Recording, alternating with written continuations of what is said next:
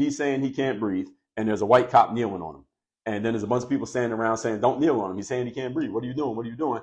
And it looked terrible. I said that day. I said, this don't look right.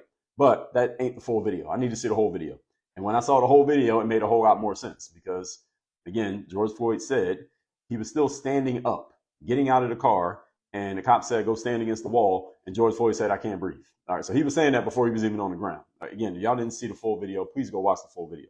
So anyway, the medical examiner, Minneapolis, I'm still talking about George Floyd.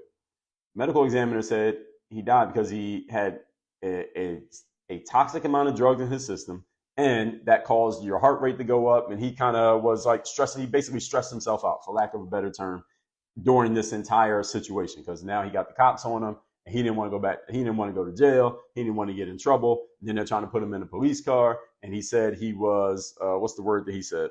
He just didn't like small spaces. I forget the term is escaping me right now. Y'all know what I mean. He didn't want to be in that small space.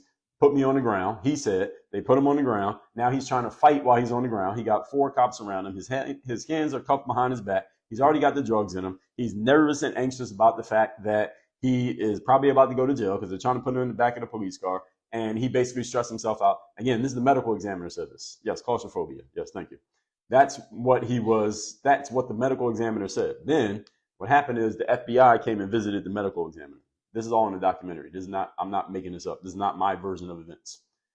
Because this became such a big story, we know everybody was talking about it, right? So this is 2020. So this is when Trump is still president, but this is in May. So the election was in November. They're going at each other at this point.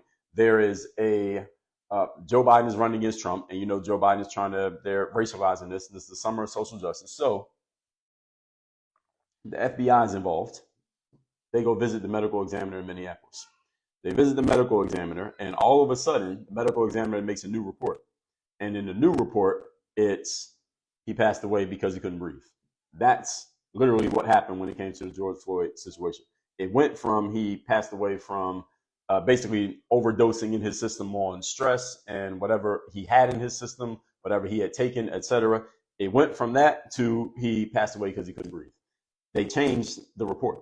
Now, I'm telling you all that to tell you this. Here's what happened in New York with Daniel Penny and Jordan Neely.